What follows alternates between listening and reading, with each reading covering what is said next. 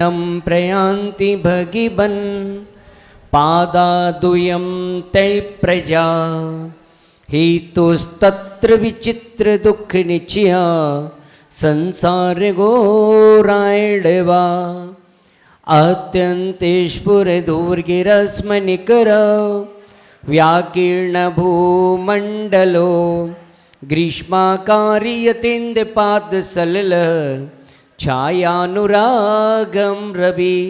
देवादिदेव शासन नायक भगवान महावीर स्वामी की, देवादिदेव शांतिनाथ भगवान की, चारित चक्रवर्ती आचार्य शांति सागर जी महाराज की, संत श्रोमणी आचार्य धर्म सागर जी महाराज की, वात्सल रत्नाकर आचार्य विमल सागर जी महाराज की, मर्यादा शिष्योत्तम आचार्य भरत सागर जी महाराज की, राष्ट्र संत आचार्य श्री 108 विद्यानंद जी महाराज की, आचार्य श्री 108 सुत सागर जी महाराज की, प्रज्ञा सम मुनि श्री 108 अमित सागर जी महाराज की, 2.5 दीप में 3 कप 9 करोड़ मुनिराजों की। बोले गुरुवर हनुमान सागर जी महाराज की, मुनि संघ की। बंधुओं, भगवान के पंच कल्याणक क्रम क्रम से आते हैं और पूरे साल हम मनाते हैं, लेकिन भगवान की जो वाणी है उसका पठन पाठन हम प्रतिदिन करते हैं, लेकिन वह उत्सव मनाने का अवसर साल में एक बार मिलता है। आज हमारे लिए बहुत बड़ा ये पर्व त्योहार है, क्योंकि भगवान की वाणी आज हम तक पहुंच रही है। यदि ये ग्रंथों को लिपिबद्ध नहीं किया जाता, ये उन आचार्यों का बहुत बड़ा उपकार है, क्योंकि गुरु जो होते हैं वो भविष्य को देखते हैं, वो आगे की सोचते हैं।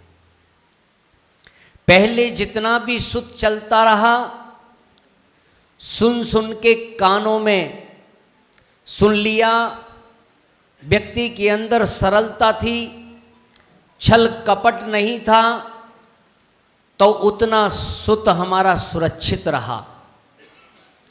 लेकिन आचार्य भगवान ने जाना, अब इसको यदि लिपिबद्ध नहीं किया गया तो किसी को यदि कुछ बताया गया, यहाँ कुछ सुनेगा और आगे वहाँ कुछ कहेगा, कहा जाएगा पथ और वो आगे जाके कहेगा पंथ, बिंदी जरूर रखेगा।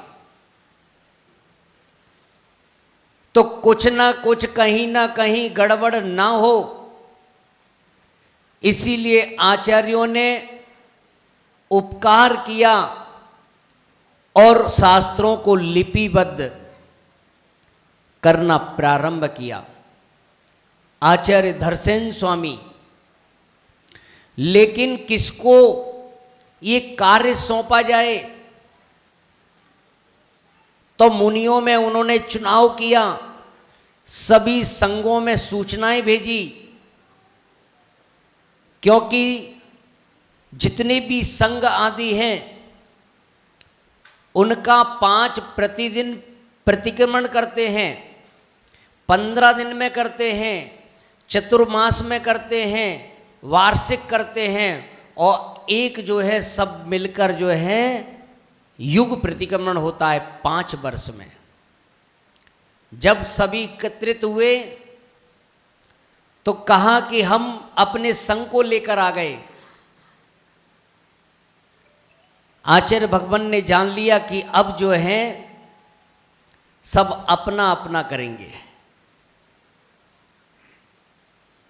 कि जैसे घर में पहले सामूहिक रूप से रहते थे, अब सब अलग अलग, एक नहीं रहना चाहते। संस्कार वहीं से पढ़ते हैं, मुनि बाद में बनते, पहले गृहस्थ से सब सीख के आते हैं। जो कुछ त्याग आदि का प्रारंभ जो होता है वो मुनि से नहीं होता, गृहस्थ से प्रारंभ होता है। सट आवश्यक वहाँ पालन किए जाते हैं, तब यहाँ पालन होते हैं। लेकिन आचार्य भगवान ने फिर भी चलो अपनेपन की भावना आदि, लेकिन ग्रंथ तो एक रहे जिनेंद्र भगवान की वाणी को देखकर और एक ही धारा में बहते रहें। और दर्शन स्वामी के चरणों में 2 मुनिराज आ गए, उनकी परीक्षा की। कुछ भी पूछ सकते थे, लेकिन ग्रंथों को लिपिबद्ध करना चाहिए। उन्होंने मंत्र दिए, एक में अक्षरहीन था, एक में अधिक था। मंत्रों को क्यों दिया उन्होंने? क्योंकि ग्रंथों की रचना के लिए व्याकरण आना चाहिए। यदि व्याकरण नहीं आती है तो ग्रंथ रचना नहीं हो सकती है। वह परीक्षा कैसे की जाए? तो मंत्रों की दोबारा की गई, क्योंकि मंत्र में हीन अक्षर था, अधिक अक्षर था, और उन्होंने व्याकरण से उसको शुद्ध कर दिया। उन्होंने कहा ये योग्य हैं, और जब योग्य शिष्य होते हैं तो कुछ मांगना नहीं पड़ता, गुरु अपना सब कुछ दे देते हैं। घर में भी यदि योग्य पुत्र है तो पिता सब कुछ दे देता है, सब बता देता है। और योग्य नहीं है तो नहीं मिलेगा। और गुरु से मांगना नहीं पड़ता, गुरु भुला कर देते हैं। ऐसे आचार्य भगवान ने, दर्शन स्वामी ने दोनों शिष्यों को व्याकरण के माध्यम से तर्क, न्याय, नीति आदि संवय निपुण जानकर और ग्रंथ लिखने का उन्हें आशीर्वाद देकर, और पास में, क्योंकि उन्होंने जान लिया कि मेरा समय नज़दीक आ रहा है, तो कहीं गुरु का वियोग न सह सके, इसीलिए उन्हें क्या कर दिया? दूर कर दिया। क्योंकि इष्ट वियोग हो सकता है, तो कहीं ध्यान, क्योंकि दुनिया में सब कुछ मिल सकता है, लेकिन दुनिया में गुरु का मिलना बहुत मुश्किल है। यह आज अपना पुण्य सौभाग्य है कि उन गुरुओं की परंपरा से आज ऐसे सच्चे दिगंबर साधु आज भी हमें मिल रहे हैं। ऐसे दुनिया में कितने ही हैं, लेकिन ऐसे दिगंबर साधुओं का मिलना बहुत मुश्किल है। उसके बाद लिपिबद्ध करते हुए दर्शन स्वामी के बाद पुष्पदंत भूतबली, और क्रम क्रम से कई आचार्य, क्योंकि इस समय अवसर्पणी काल है, हमारा हर चीज कम होता जाएगा, न्यून होता जाएगा। ज्ञान आदि, सेनन आदि सब, फिर भी उन्होंने वैसी की वैसी वाणी का लिपिबद्ध किया। कहीं भी कोई भी अक्षर उन्होंने अपने मन से नहीं लिखा। जहाँ जहाँ ग्रंथों की रचना की और कहा है कि ऐसा मैं नहीं कह रहा हूँ, ऐसा जिनेंद्र देव ने कहा है, और जिनेंद्र देव अन्यथावादी नहीं होते। आज हम अल्प ज्ञानी हैं, जरूरी नहीं कि आज हम जो पढ़ रहे हैं वो हमारे समझ में आ जाए। एक शब्द के अनेक अर्थ होते हैं, लेकिन कुछ लोग आज भी छल ग्रहण कर रहे हैं, शास्त्रों को बदलना चाहते हैं। कुछ लोग कहते हैं कि आचार्य भूल गए होंगे, कुछ लोग कहते हैं कि वो ब्राह्मण थे, इस बाने को जो धारण कर लेता है वह कोई भी, ना वो क्षत्रिय रहता है, ना ब्राह्मण रहता है, ना वैश्य रहता है, वो सिर्फ एक दिगंबर रहता है। उसके अंदर फिर ये क्षत्रिय और वो कोई भेदभाव नहीं होता है, न उसके अंदर पंथवाद होता है। वह सिर्फ जिनेंद्र भगवान की वाणी को स्वीकार करता है। और इस प्रकार से आचार्य ने, आज हम नहीं पढ़ पाए, आज हम क्रिया को नहीं कर पाए, कोई बात नहीं, लेकिन जिनेंद्र भगवान की वाणी को स्वीकार, जैसा है वैसा ही स्वीकार करें, उसमें कोई फेर बदल करने का प्रयास ना करें। आज एक अक्षर भी इधर का इधर हो गया, प्रतिमा हम बनवा सकते हैं, मंदिर बनवा सकते हैं, लेकिन आज वो हमारे अंदर क्षमता नहीं कि हम एक अक्षर भी कहीं से ला सकें। इसीलिए तोड़ फोड़ ना करें,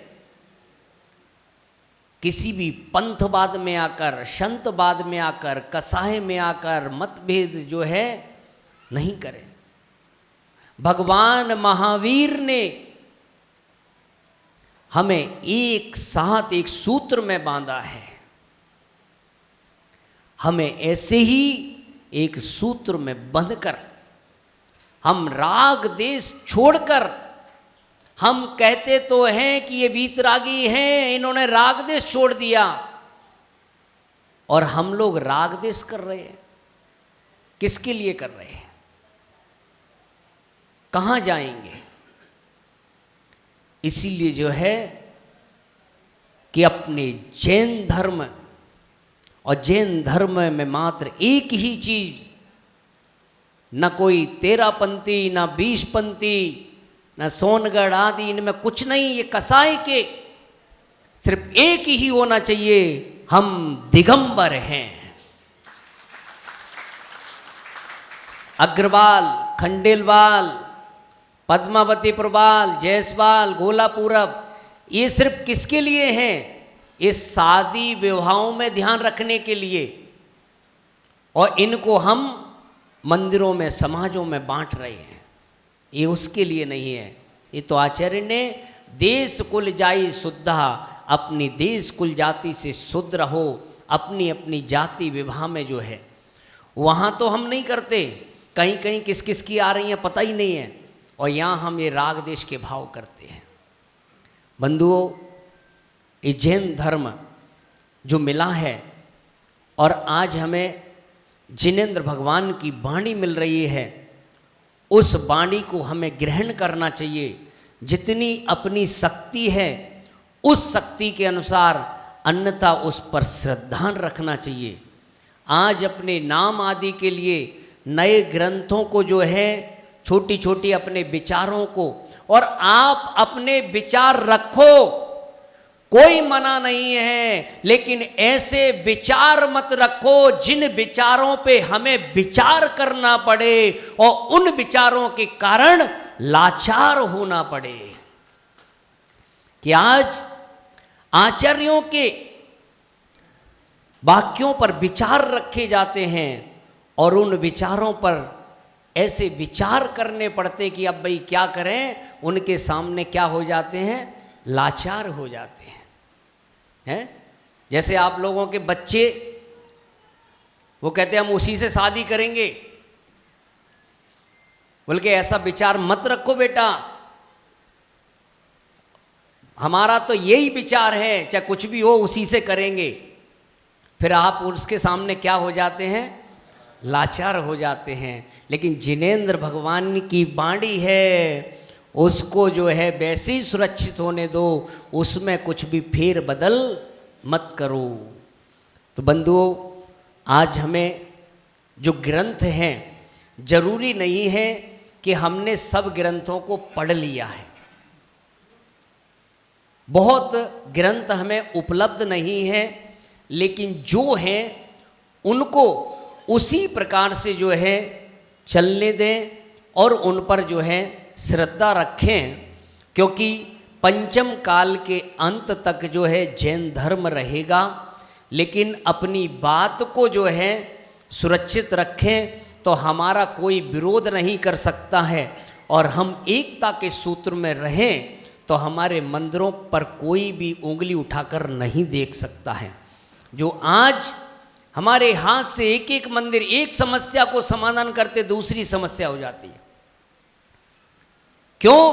ये हम लोगों की अपनी कमी है। आज हम समाज में जहां देखो वहां आपस में प्रेम भाव नहीं है। इसीलिए कई लोग कहते, अभी भी कह रहे थे कि वहाँ इतने मंडल, मैं तो मंडलों से बहुत डरता हूँ। हैं महिला मंडल, युवा मंडल, ये मंडल वो मंडल, एक का मंडल है, कितने मंडलों को संभालेंगे। इसीलिए हमारे ना तो मैं पंथवाद को मानता हूँ, ना अपने लिए कोई 13 पंथ, ना 20 पंथ, ना सोनगढ़, कोई पंथ नहीं, कोई मंडल नहीं। जहाँ अपन प्रयास यही करता हूँ कि समाज एक होकर एक सूत्र में जहाँ काम करे वही समाज कहलाती है। समाज की परिभाषा, कोई मुझसे पूछता है समाज किसे कहते हैं, मैं कहता हूं कि समझाने पर जो ना समझे उसे समाज कहते हैं। कितना ही समझाओ नहीं समझते। एक दूसरी समाज वो होती है आज सम्यक रूप से हम एक साथ जहां बैठ जाएं उसे समाज कहा जाता है।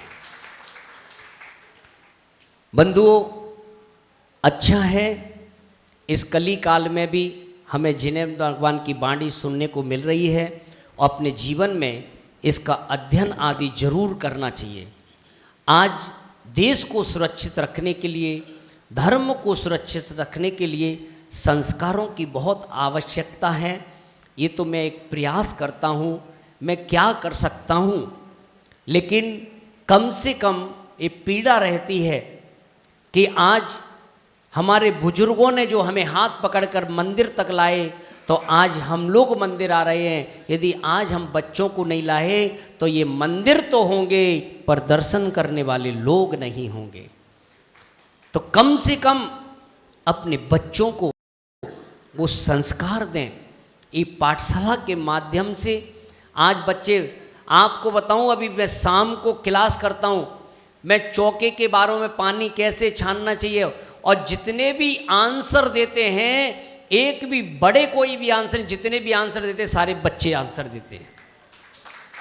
उनको आप पूछ लीजिए कैसे पड़गान करना है, कैसे पानी छानना है, कौन कौन सा पानी यूज कर सकते हैं, आटे की मर्यादा क्या है, मसाले की मर्यादा क्या है, बच्चे जवाब देते हैं।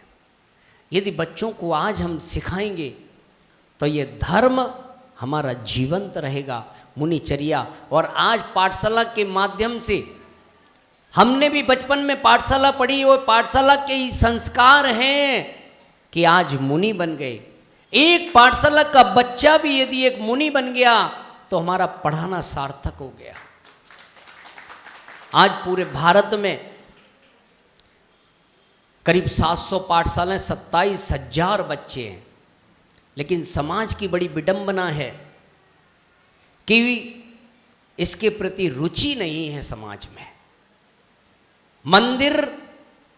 मंदिर कितने ही बनवा लो, चाहे उसमें 5-5 लोग, और मेरे को अभिषेक में भीड़ नहीं तो आनंद ही नहीं आता। कई जगह जितने भगवान है उतने लोग नहीं आते हैं, फिर क्यों मंदिर बनाए, क्यों भगवान विराजमान किए हैं। तो आज बच्चों को संस्कार दे के कम से कम मंदिर में तो आते हैं।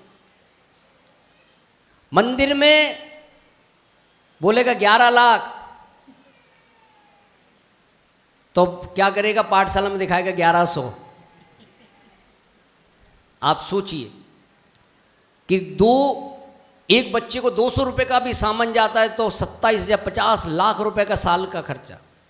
लेकिन गुरुओं की कृपा है, कभी कहीं कहना नहीं पड़ता है, अपने आप संगपति जी तो जो है ऐसे तत्पर रहते हैं। कहीं पर भी कोई सबसे पहला नाम यदि किसी का आता है तो ये भूपेंद्र जैन संगपति जी का, कितना का भी हो, चाहे 1 लाख का काम हो चाहे 10 लाख का काम हो, कभी मन नहीं, बस महाराज इशारा कर देना।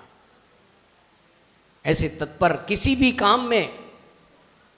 बंधुओं, आज कोई भी मैं कोई संस्था आदि, मेरे को कोई अपने लिए नहीं बनाना। मैं तो बने बनाए में रहूँगा, बनी बनाई खाऊंगा। हंस के खिलाओगे पुण्य मिलेगा, रो के खिलाओगे माल भी जाएगा, पुण्य भी मिलने वाला नहीं है। लेकिन आज हमें पूरी समाज को ज्ञान के प्रति और पाठशाला के माध्यम से बच्चों को जोड़ना बहुत आवश्यक है, क्योंकि मुनि परंपरा और श्रावक परंपरा को यदि जीवंत रखना है तो संस्कार देना होगा, और यदि संस्कार नहीं देंगे तो ये दोनों परंपराएं हमारी खत्म हो जाएंगी।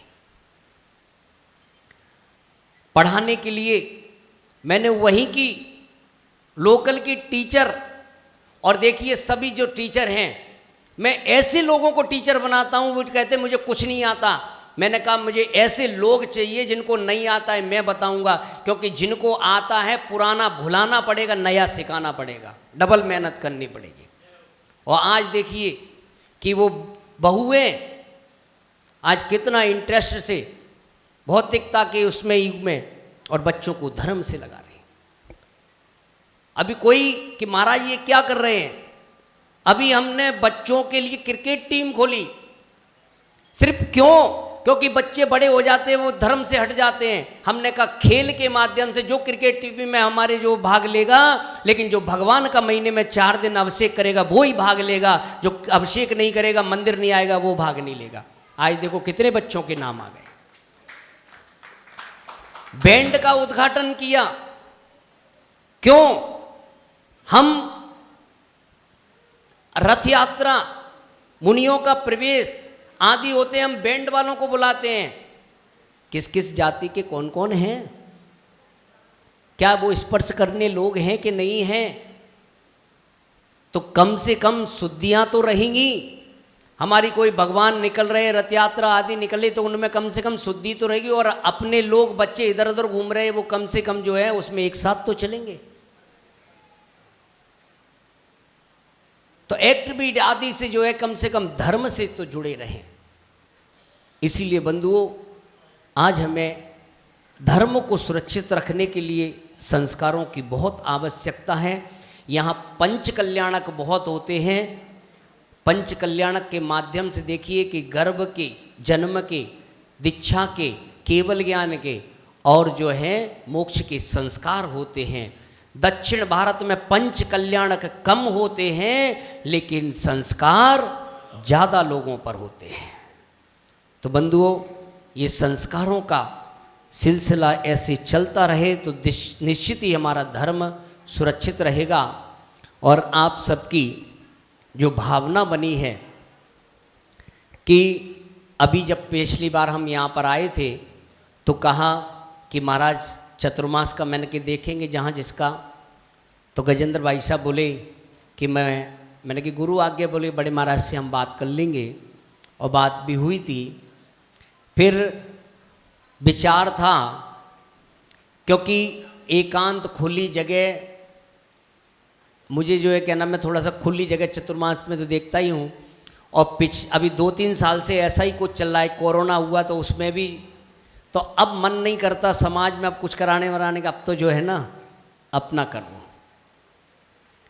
कई बार सोचता हूँ कि ऐसी जगह जाऊँ, मुक्तागिरी, जहाँ चैनल वालों का भी काम नहीं, नेटवर्क नहीं आता बिल्कुल जो है ना। लेकिन किसी ने कहा कि चंडीगढ़ बहुत बढ़िया जगह है, खुली जगह है, तो हमने विचार बना लिया कि इस बार जो है चंडीगढ़ की ओर विहार करेंगे। लेकिन चतुर्मास जो है पंचों के नारियल से चतुर्मास नहीं होता है, साधु के चरण भव्यों के भाग्य से रुकते हैं। जहां भव्यों का भाग्य होता है वहां साधु के चरण रुक जाते हैं। अन्यथा उनका भी खूब प्रयास, निश्चित ही कहीं ना कहीं पुण्य में कमी रही। लेकिन अभी पता नहीं है कहाँ होगा। चतुर्मास तो होगा, लेकिन जहाँ भव्यों का भाग्य और गुरु का आशीर्वाद, वहीं पर जो है चतुर्मास होगा। कई जगह से श्रीफल आदि जो है चढ़ाए हैं, और आप सबकी भावना, मैं तो, मेरे पास कोई आता है मैं उसे आशीर्वाद यही देता हूँ कि निश्चित ही आपके यहाँ दिगंबर साधु का चतुर्मास हो। और कभी भेद मत करना कि हनुमान सागर का ही कराना है, कोई भी सागर हो वो हनुमान सागर ही है, क्योंकि ये मुद्रा हनुमान सागर की नहीं, ये मुद्रा जिन मुद्रा है, और जिन मुद्रा हमारे लिए मान्य है। इसीलिए कभी कोई भेदभाव आदि जो नहीं। तो आप सबका ये है कि गुरुदेव का आदेश हुआ है कि अभी चंडीगढ़ की ओर विहार आदि जो है नहीं करना, गर्मी आदि भी है, और उसके अलावा यहाँ कुछ कार्य भी हैं, और स्वास्थ्य को देखते हुए तो अभी गुरुदेव ने कहा कि अभी आसपास ही हमारे रहना है। लेकिन अभी चतुर्मास का अभी उन्होंने संकेत नहीं किया, संकेत तो जो है वहीं से होगा। और 11 तारीख को गुरुदेव के चरणों में पहुंच रहे हैं, और जैसा गुरुदेव आदेश करेंगे वहीं पर जो है।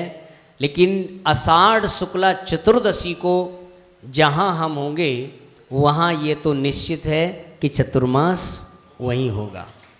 कहाँ होगा, किस दिशा में होगा, अभी ये कुछ भी नहीं कहा जा सकता है। तो रोहिणी सेक्टर, सभी पूरे सेक्टर रोहिणी की भावना है, और गुड़गांवा से वहाँ पर भी पूरे समाज की भावना, सभी सेक्टर, सभी जितने भी मंदिर, बादशाहपुर से भी, ये तो हमारे शुरू से जब से लगे हुए हैं। देखिए गुरुओं का ऐसा आशीर्वाद रहता है कि मैं अभी विधान कराने के लिए वहाँ पर गया, और कि बस ये विचार करके तो गया था, कुछ लोग जो है युवा उधर बढ़ते जा रहे, दर्शन नहीं हो रहे। मैंने कहा कि अब की बार वहाँ मंदिर बनाकर आऊँगा, चाहे कैसे कुछ भी हो। 25 तारीख को बात की, और नाम इनका जैसे जो है दयाचंद जी, इनके अंदर बिल्कुल दया सी भाव रहती है। हाँ भाई, 25 तारीख को बात की, 26 को अनाउंसमेंट, और 27 तारीख को चंदा प्रभु भगवान 1548 के बगिया में जाके विराजमान हो गए। और ऐसा लग रहा है कि तिजारा से भगवान चंदा प्रभु यहाँ विराजमान हो गए हैं, ऐसे लग रहा है चंदा प्रभु भगवान। तो बंधुओं कि आप सबका अपना अपना प्रयास गुरुदेव से अर्जी लगाएं, और निश्चित ही जहाँ जिसका पुण्य आदि रहेगा। लेकिन हाँ, वो ही आगे बढ़ना, इतना मैं आपको बता दूं कि मैं चतुर्मास वहाँ करता हूँ जहाँ पर चौके घर में लगते हैं। मंदिर किसके लिए है? भगवान के लिए। धर्मशाला किसके लिए है? रहने के लिए। लेकिन चौके घरों में लगना चाहिए। और जिस घर में एक बार जाता हूँ दोबारा नहीं जाता। क्यों? सबको लाभ मिलना चाहिए। तुम्हारे घर में कुछ नहीं हो, चिंता मत करना, मात्र पानी पिला देना, लेकिन चौके घर में लगाना। जगह कितनी चाहिए तुमको? 1 फीट में खड़ा हो जाता हूं, 1 फीट जगह, ज्यादा नहीं चाहिए। कुछ लोग कहते हैं डर लगता है। मैंने कहा डरने की क्या बात है, जब मैं चौके में जाता हूं तो एक मुद्रा रहती है एक हाथ, दूसरे में पीछी कमंडल रहता है, किसी को मारा पीटी भी नहीं कर सकता। तुम्हारा घर है, तुमने कहा महाराज रुको, रुक गया, मैं तो सीधा जा रहा था।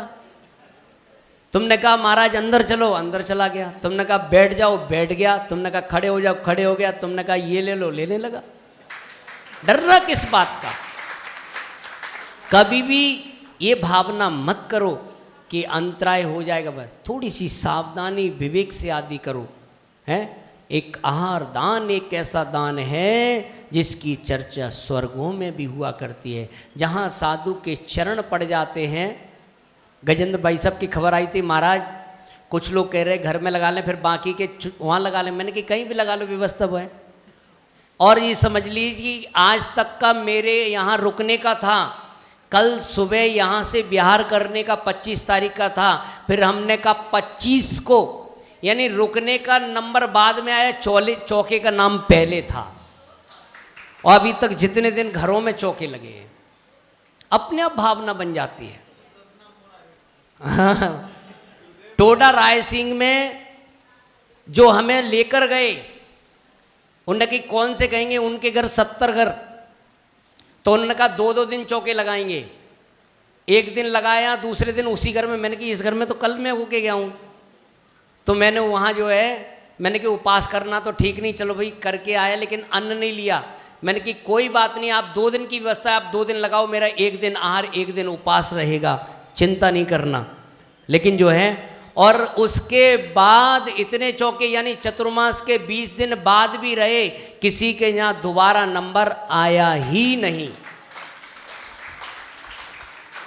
चौके की व्यवस्था तो जो है गुरुओं ने जो है, साधु रोटी के लिए नहीं, साधु अपनी साधना के लिए बना है। चौकी की व्यवस्था तो जब जंगल में साधु रहते हैं तो वहाँ व्यवस्था हो जाती है, तो यहाँ की क्या बात है। तो इसीलिए कभी चिंता ही नहीं है।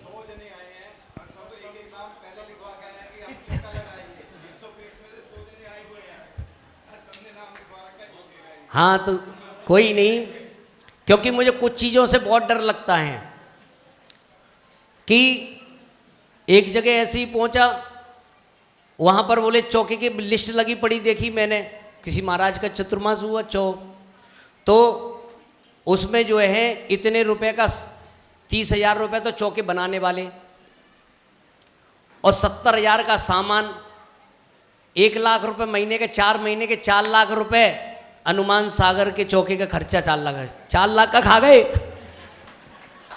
घर में लगेगा तो बिल बनेगा ही नहीं है। लेकिन ये तो अपना एक सौभाग्य होता है। तो बंधुओं, सबके लिए जो है खूब आशीर्वाद है कि जैसा गुरुदेव का आशीर्वाद रहेगा वह अभी यहीं पर इधर भ्रमण रहेगा, और जैसा जैसा गुरु का आदेश मिलता रहेगा वैसा वैसा कार्य करते रहेंगे। आप सूचना लेता है।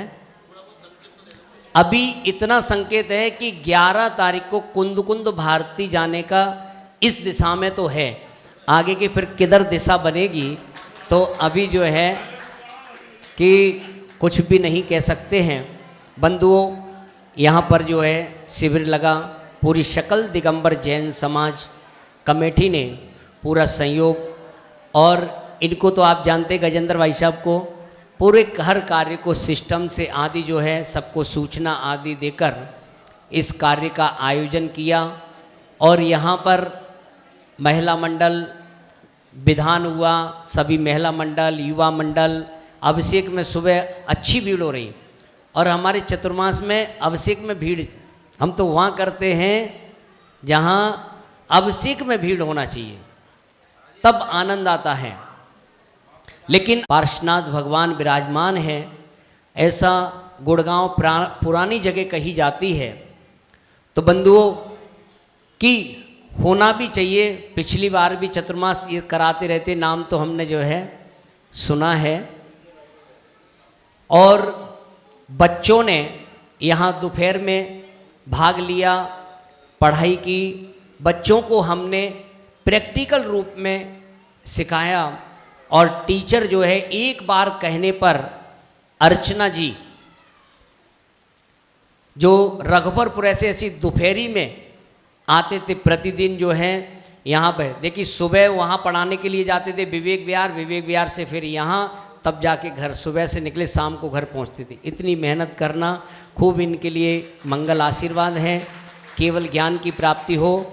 और देखिए कि जब हमने यहाँ पर प्रवेश किया तो कुछ कार्य होते हैं जब कुछ हमें संकेत मिल जाते हैं जो कार्य सफलता की ओर जाते हैं, कि जब हमने यहाँ पर रोहिणी में प्रवेश किया तो उस दिन देवों ने भी जो है बारिश कर दी।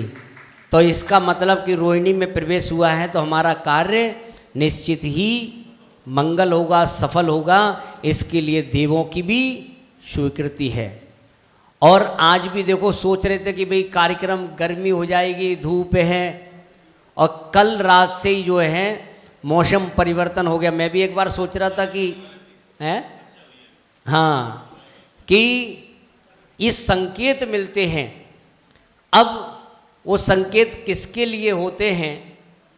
कि कार्य सफलता के लिए। और आज आप लोगों ने जो श्रीफल जो चढ़ाया है, ये तो बात पक्की है कि श्रीफल चढ़ाया है। कुछ लोग चढ़ाते हैं सूखा वाला गोला, उसे कहते हैं नारियल, ना इति रियल, जो रियल ही नहीं है, और जो अंदर होता है उसका गोला, वो तो गोला है।